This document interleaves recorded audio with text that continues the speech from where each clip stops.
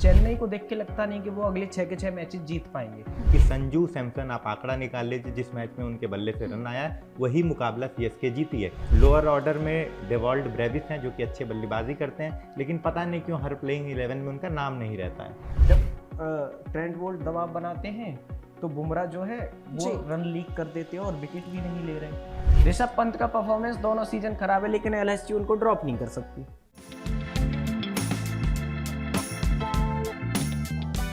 नमस्कार, मैं हूं दीपाली। आप देख रहे हैं MH1 का डिजिटल प्लेटफॉर्म और हमारे इस खास प्रोग्राम पिच पे पंगा में आप सभी व्यूअर्स का बहुत बहुत स्वागत है। तो आज के इस खास एपिसोड में बात करेंगे आज के मैच को लेकर, जो कि होने वाला है चेन्नई सुपर किंग्स और मुंबई इंडियंस के बीच में। लेकिन सबसे पहले अगर पॉइंट्स टेबल पर नजर डाली जाए तो सीएसके इस समय 7वें नंबर पर है और मुंबई इंडियंस 9वें नंबर पर है, जो कि थोड़ा अनएक्सेप्टेबल है हम कह सकते हैं, क्योंकि मुंबई इंडियंस की अगर बात करें तो सारे स्टार प्लेयर्स हैं। हार्दिक पांड्या की बात करें या फिर रोहित शर्मा की बात करें तो ऐसे बड़े बड़े इंटरनेशनल लेवल के प्लेयर्स इस टीम में मौजूद है। तो कुछ चीजें अनएक्सपेक्टेड परफॉर्मेंस को लेकर कहीं ना कहीं देखने को मिल रही है और आज का मैच कैसा रहेगा इस पर ही एनालिसिस करेंगे और कल के मैच को लेकर भी बातचीत करेंगे। तो पूरी इंफॉर्मेशन देने के लिए हमारे साथ खास एक्सपर्ट जुड़ गए हैं। शिवम, बहुत बहुत स्वागत है आपका हमारे खास एपिसोड में, और दिव्यांशु आपको भी। शिवम, सबसे पहले मैं आपसे शुरुआत करना चाहूंगी। देखिए, चेन्नई सुपर किंग्स है और मुंबई इंडियंस है। मुंबई इंडियंस की, जैसे कि मैंने इंट्रो में भी बोला है कि किस तरीके से स्टार प्लेयर्स है, नामी प्लेयर्स इसमें हैं, फिर भी परफॉर्मेंस लैग कर रहा है। लेकिन आज के मैच को आप कैसे देखते हैं? देखिए, आज के मैच का सीन ये है कि आज का जो मैच है, अगर मुंबई या चेन्नई जो भी टीम हारेगी वो टूर्नामेंट से बाहर हो जाएगी। दोनों के लिए करो या मरो की स्थिति है। यहाँ से उन्हें कंसिस्टेंटली लगातार मैचेस जीतने होंगे। अगर वो नहीं जीत पाएंगे तो आप समझ लीजिए कि वो टूर्नामेंट के बाहर हैं। ये स्थिति अब बन गई है। इससे खराब स्थिति दोनों ही टीम्स के लिए नहीं हो सकती, बिल्कुल, है ना। तो एटलीस्ट सीएसके का थोड़ा चांस है कि अभी उन्होंने 3 मैच जीते हैं, बिल्कुल, और आगे 6 मैच जीतते हैं। तो अगर 9 मैच जीतते हैं, इंप्रूवमेंट है। हाँ, तो 18 पॉइंट्स उनके होंगे और कहीं ना कहीं 18 पॉइंट्स वाली टीम पहुंच जाती है। 16 से एबव जो भी होते हैं उनके जगह बनती है प्ले ऑफ्स में।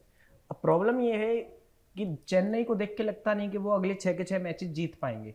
और अब जैसे जैसे प्लेऑफ्स की टेबल क्लियर होती चली जाएगी वैसे मुकाबले और टफ होते चले जाएंगे। कल का मैच भी हम देख सकते हैं जहाँ पे दिल्ली ने आरआर को हरा दिया, इन्फॉर्म आरआर को। तो कहने का मतलब ये है कि अब बहुत मुश्किल होने वाली है दोनों ही टीम्स के लिए, दोनों टीम के लिए। और क्योंकि दिव्यांशु, कहीं ना कहीं हम देख रहे हैं जो टीमें शुरुआत में अच्छा परफॉर्मेंस नहीं दे रही थी, अब उन्होंने कहीं ना कहीं इंप्रूवमेंट करना शुरू कर दिया है। सीएसके की अगर मैं बात करूं फॉर एग्जांपल, लेकिन मुंबई इंडियंस वही डिक्लाइन अपने परफॉर्मेंस में देती हुई नजर आई। लास्ट मैचेस भी उन्होंने हारे हैं। तो सीएसके के लिए कहीं ना कहीं राह आसान हो सकती है? नहीं, सीएसके के लिए राह आसान नहीं है, क्योंकि उनके जो बल्लेबाज हैं या गेंदबाज है उतना अच्छा परफॉर्म नहीं कर रहे हैं। बल्लेबाजी में सिर्फ और सिर्फ हर बार यही बात करते हैं कि संजू सैमसन आप आंकड़ा निकाल लीजिए, जिस मैच में उनके बल्ले से रन आया है वही मुकाबला सीएसके जीती है। दूसरी ओर अगर हम एमआई की बात करें, लास्ट मुकाबला बेशक हार गई हैदराबाद के खिलाफ, लेकिन 200 से ज़्यादा रन बने थे। सभी बल्लेबाज फॉर्म में थे। रियान रिकल्टन की सेंचुरी आई थी उस दिन, जो है हार्दिक पांड्या का भी ठीक ठाक स्कोर था उस दिन, और ओपनिंग कर रहे थे विल जैक, उनका भी 44 रन का शानदार स्कोर आया था, 40 प्लस का। तो बल्लेबाजी कहीं ना कहीं अब कमबैक कर रही है। हालांकि बल्लेबाजी में जो नेगेटिव पार्ट है वो है सूर्य कुमार यादव, जिनका बल्ला अभी भी नहीं चल रहा है। आखिरी मुकाबले में भी 5 गेंद खेल के सिर्फ 5 रन ही बनाए थे, लेकिन बाकी बल्लेबाज अब लय में नजर आ रहे हैं, फॉर्म में नजर आ रहे हैं। उनकी जो कमजोर पक्ष है वो है गेंदबाजी, क्योंकि अभी तक 8 मुकाबले में सिर्फ 2 विकेट चटका पाए हैं बुमराह, जिनसे बहुत ज़्यादा उम्मीदें रहती हैं। उनके अलावा ट्रेंट बोल्ट की वापसी हुई, वो भी कुछ खास नहीं कर पाए। और साथ ही साथ जो दूसरे गेंदबाज हैं, हार्दिक पांड्या भी गेंदबाजी करने आते हैं, उन्होंने लास्ट मैच में 1 विकेट चटकाया था, लेकिन ओवर्स उनके किफ़ायती नहीं रहे थे। तो गेंदबाजी पे अगर वो काम करें तो आज का मुकाबला बेशक चेपॉक में है, चेन्नई के होम ग्राउंड में है, लेकिन वो मुकाबला जीत सकते हैं, क्योंकि टीम उनकी अच्छी है और अच्छा परफॉर्मेंस की बहुत ज़रूरत है। दूसरी ओर चेन्नई की बात करें तो टीम उतनी संतुलित नहीं है। कैप्टन का परफॉर्मेंस नहीं आ रहा है, टीम पूरी संजू पे डिपेंडेंट है। लोअर ऑर्डर में डेवॉल्ड ब्रेविस हैं जो कि अच्छे बल्लेबाजी करते हैं, लेकिन पता नहीं क्यों हर प्लेइंग 11 में उनका नाम नहीं रहता है। बिल्कुल शिवम, कहीं ना कहीं हम एक चीज़ और देख रहे हैं। देखिए, पैसे हमेशा खर्च किए जाते हैं और देखा ही हमने जब ऑक्शन हुआ था तो किस तरीके से अंधाधुंध यहाँ पर पैसे खर्च किए गए हैं। लेकिन उतना up to the mark performance नहीं देख पा रहे हैं मुंबई इंडियंस में, क्योंकि सारे इंटरनेशनल प्लेयर्स हैं। लेकिन अगर हम दूसरी टीम्स की बात करें, फॉर एग्जांपल पंजाब किंग्स की अगर हम बात करें, सीएसके में भी कुछ ऐसे प्लेयर्स हैं जो कि अभी इंटरनेशनल लेवल पे नहीं है, लेकिन मुंबई इंडियंस में तो ये प्लस पॉइंट होना चाहिए कि आपको सारे मैचेस में अच्छा परफॉर्मेंस देना चाहिए। बिल्कुल, देखिए ये प्लस की भी बात है, नेगेटिव भी बात है, क्योंकि जब आपके पास एक स्टार प्लेयर्स की टीम होती है ना, तो टीम कॉम्बिनेशन उस तरीके से नहीं बैठ पाता है जैसा कि छोटी टीमें बिठाती हैं। फॉर एग्जांपल, सबको पता है कि आगे फ्यूचर में श्रेयस अय्यर इंडिया के कप्तान होने वाले हैं। श्रेयस अय्यर की टीम का क्लियर कट मैसेज है, जो मेरी टीम में अच्छा करेगा आगे चल के वो इंडिया के लिए खेलेगा। तो उनकी टीम पूरी एकजुट है और वो दिखती है। यहाँ पे तो ये स्थिति है कि सूर्य कुमार यादव खुद ही फॉर्म में नहीं है। पूरे वर्ल्ड कप में भी उनका बल्ला नहीं चला ढंग से। एक मैच इंडिया उनके बल्ले की बदौलत जीती, बाकी किसी मैच में उनका बल्ला ढंग से नहीं चला। कहने का मतलब ये है कि आपके पास ये कहीं ना कहीं लीवरेज भी है कि आपके पास बहुत अच्छे नंबर्स की टीम है। कहीं ना कहीं ये प्रॉब्लमेटिक भी तब हो जाता है कि जब आप बहुत ज़्यादा सोचने लग जाते हैं। अब आप ऐसे समझिए, सलील अरोड़ा आते हैं, बुमराह को 9 लोग 6 मार के चले जाते हैं। तो प्रॉब्लम यही है कि उनके जो स्टार प्लेयर है वही फॉर्म में नहीं है, चाहे वो सूर्या हो चाहे बुमराह हो। कहीं ना कहीं ट्रेंट बोल्ट भी मार खा रहे हैं। जब ट्रेंट बोल्ट दबाव बनाते हैं तो बुमराह जो है वो रन लीक कर देते हैं और विकेट भी नहीं ले रहे।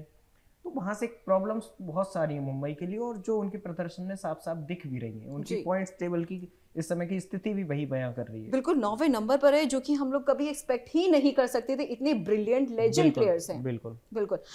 स्टेडियम की अगर मैं बात करूं दिव्यांशु आपसे, तो इस बार क्या लगता है आपको? देखिए, चेन्नई सुपर किंग्स का तो ये होम ग्राउंड है, लेकिन कई बार हमने ऐसे मैचेस में भी देखा है कि जिस टीम का होम ग्राउंड होता है वो टीम ना जीत के ऑपोजिशन टीम जीत जाती है। बिल्कुल, मुंबई के साथ हर मैच में यही हुआ कि अपने होम ग्राउंड में उन्होंने एक भी मुकाबले नहीं जीते। हर मुकाबले में लगभग हार का सामना करना पड़ा। वहीं लेकिन आज ऐसा लग रहा है कि जिस तरीके से बल्लेबाजी अब कहीं ना कहीं बैक टू द फॉर्म है एमआई की। तिलक वर्मा भी फॉर्म में है, क्विंटन डिकॉक हालांकि टीम में नहीं है, चोटिल है, रोहित शर्मा भी चोटिल है, लेकिन रियान रिकल्टन और विल जैक की जो ओपनिंग जोड़ी है उसने पिछले मैच में अच्छा परफॉर्म किया। और साथ ही साथ उन्होंने डेप्थ को भी बढ़ाया है टीम में। लास्ट मैच में उन्होंने रॉबिन मिंज को ऐड किया है। तो जिस तरीके की बल्लेबाजी में डेप्थ उन्होंने ऐड की है, यहाँ जो चेपॉक में मुकाबला हो रहा है 200 से ज़्यादा का स्कोर बनता है। बल्लेबाजों के लिए बहुत अच्छी पिच है, तो रनों का अंबार तो लगेगा ही, और स्पिन गेंदबाजों को भी मदद मिलेगा। स्पिन की बात करें तो कहीं ना कहीं यहाँ पर एमआई को फायदा होने वाला है। और मुझे लगता है आज का जो मुकाबला है, बेशक 9वें पोजीशन पे है एमआई, लेकिन आज का मुकाबला मुझे लग रहा है एमआई जीतने वाली है। एमआई जीतने वाली पॉसिबिलिटी ये कहीं ना कहीं ज्यादा दिखाई दे रही है। ठीक है शिव, मैं आपके पास आना चाहूंगी। सबसे ज्यादा एमआई को किस पर फोकस करने की ज्यादा जरूरत है? क्योंकि जैसे कि आपने शुरुआत में भी बोला कि डू एंड डाई की सिचुएशन है आज। बिल्कुल, गेंदबाजी में करने की जरूरत है। और सबसे पहले किसे भेजना चाहिए? देखिए, बुमराह से ओपनिंग करवाइए, है ना। बॉलिंग की ओपनिंग अगर बुमराह करते हैं तो जब गेंद स्विंग हो रही होती है तो वो ज़्यादा इफेक्टिव होते हैं, और उन्होंने ये प्रूव भी किया है। आई डोंट नो क्यों उनके ओवर बचा के रखते हैं डेथ के लिए।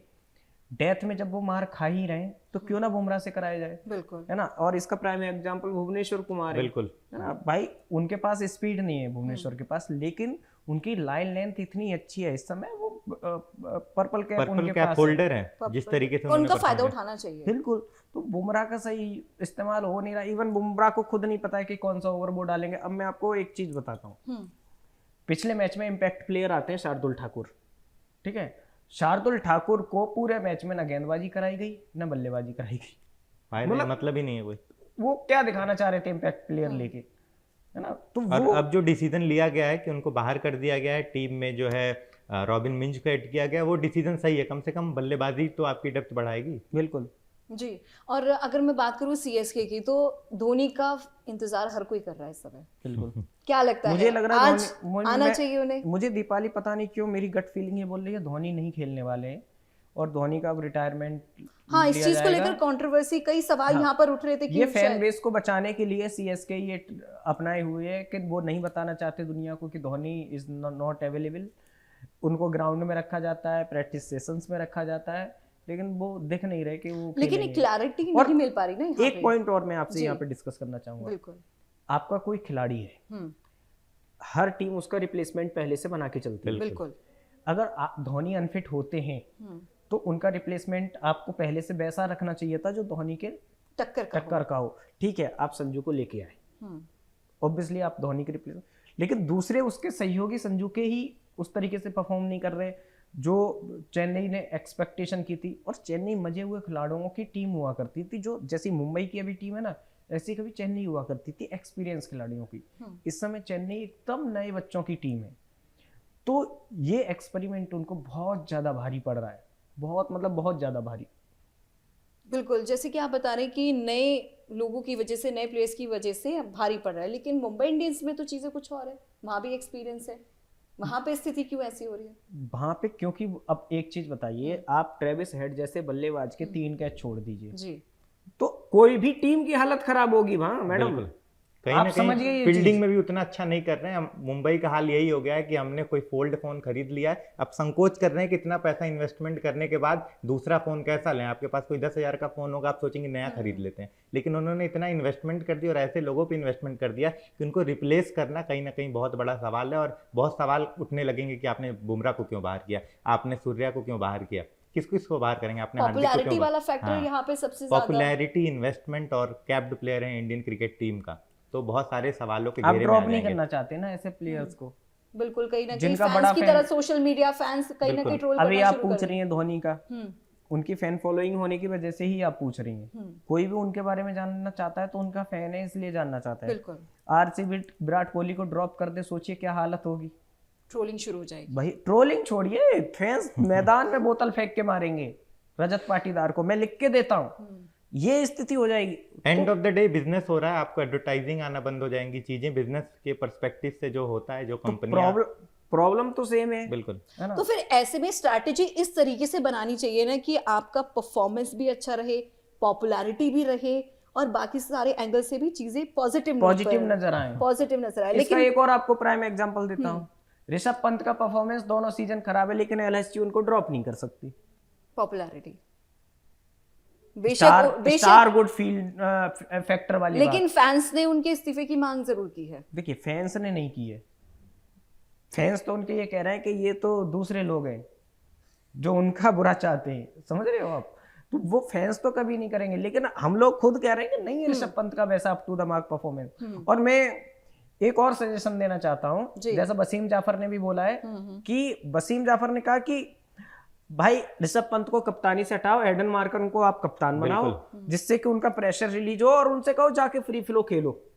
हाँ, क्योंकि जिस तरीके से उनका परफॉर्मेंस है, 0 पे आउट होते हैं, 4 रन पे आउट होते हैं, तो कहीं ना कहीं अगर वो कप्तान नहीं रहते तो उनको आप ड्रॉप कर सकते थे, दूसरे तो एक खिलाड़ियों को मौका मिलता। रिस्पॉन्सिबिलिटी वाला जो प्रेशर है वो कहीं ना कहीं उनके जहन में रहता है, और इसी का जो इम्पैक्ट है वो उनके परफॉर्मेंस में। लेकिन भाई दूसरी तरफ मैं आपको बता दूं, सूर्य कुमार यादव पे कोई रेस्पॉन्सिबिलिटी नहीं है, तो भी बल्ला नहीं चल रहा, तो भी बल्ला नहीं चल रहा है, ये सबसे बड़ी बात है। तो हम दोनों तरीके से चीजों को मेजर करके कंपेयर करके यहाँ पे देख रहे हैं। बिल्कुल बिल्कुल, कप्तानी से कहीं ना कहीं प्रेशर तो हटता है, जो कि सूर्य के पास नहीं है।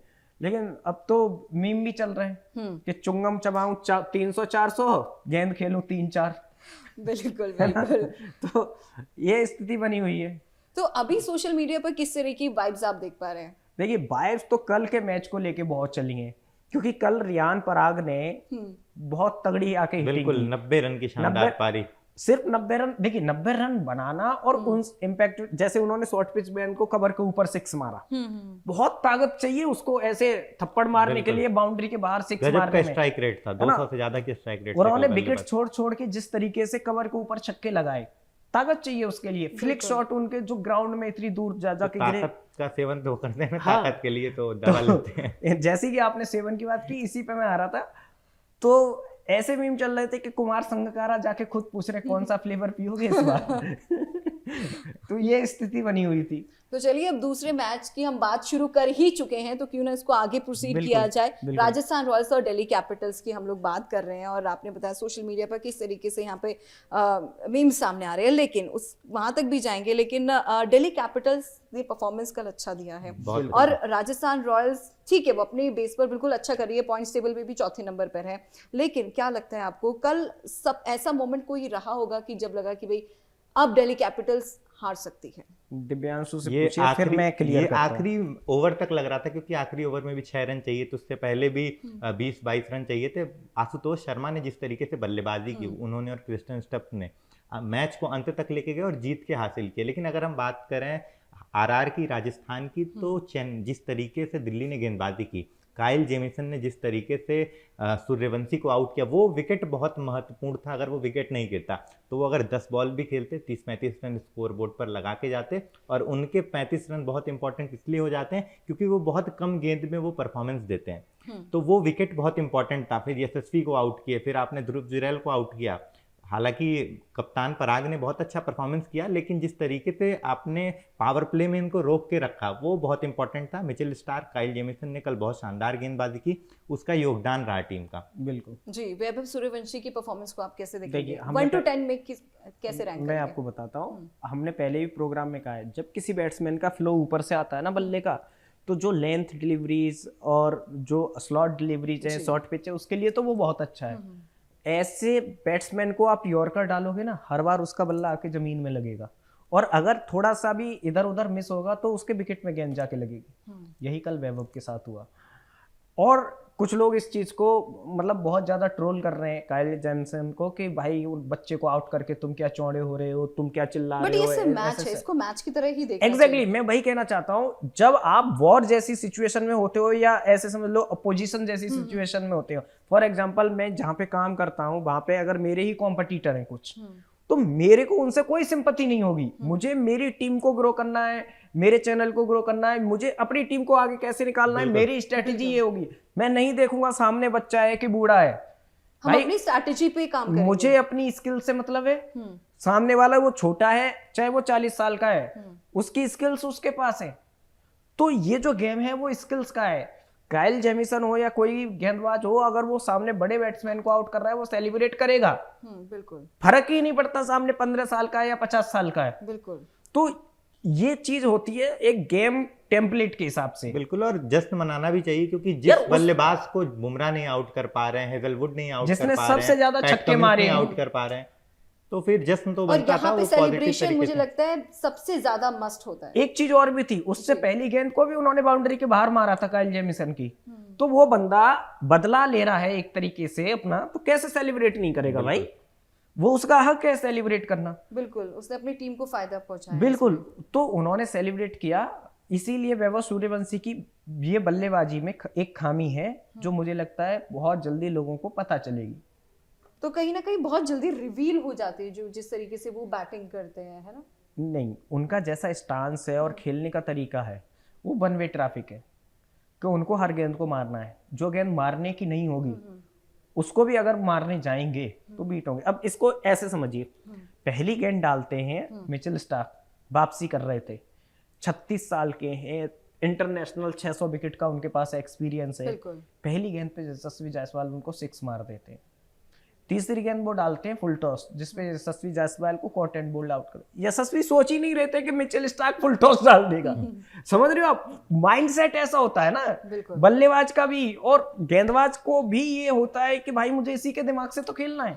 और स्टार्क के आने से दिल्ली की जो गेंदबाजी है वो बहुत कल उन्होंने कमाल की गेंदबाजी की, 3 विकेट चटकाए। तो मिचेल स्टार्क ने पहले ही ओवर में यशस्वी को वापस भेज दिया। ये एक तरीके से सेटबैक था राजस्थान के लिए।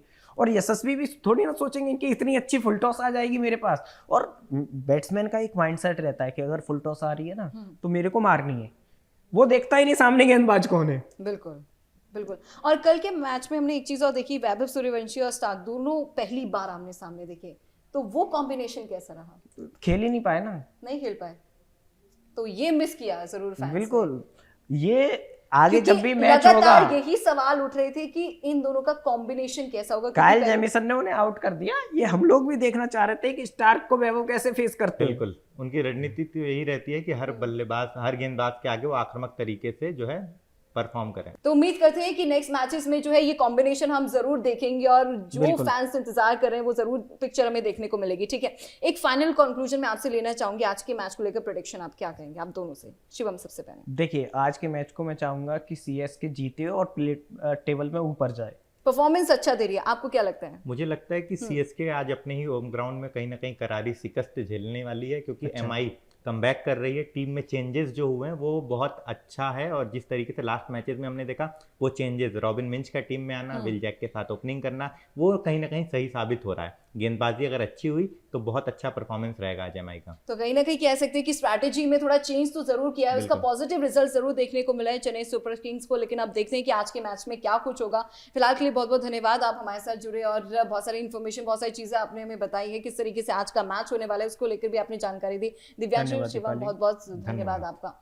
तो चलिए देखते हैं कि आज का मैच कितना इंटरेस्टिंग होने वाला है। देखिए पॉइंट्स टेबल की इन्फॉर्मेशन हमने आपको दे दी कि इस समय चेन्नई सुपर किंग्स कौन से नंबर पे लाई कर रही है। वही मुंबई इंडियंस का जो परफॉर्मेंस है कहीं ना कहीं लैक हो रहा है, लेकिन क्या मुंबई इंडियंस इस बार अपनी स्ट्रैटेजी में चेंज करेगी या फिर जो सीएसके ने चेंज किए हैं उसका उन्हें प्लस पॉइंट आगे फर्दर मिलता रहेगा। पॉइंट्स टेबल पर नजर सबकी बनी रहेगी। लेकिन फिलहाल के लिए मेरे साथ इस खास प्रोग्राम में बस इतना ही। देखते रहिए मैच वन का डिजिटल प्लेटफॉर्म। दीजिए हमें इजाजत, नमस्कार।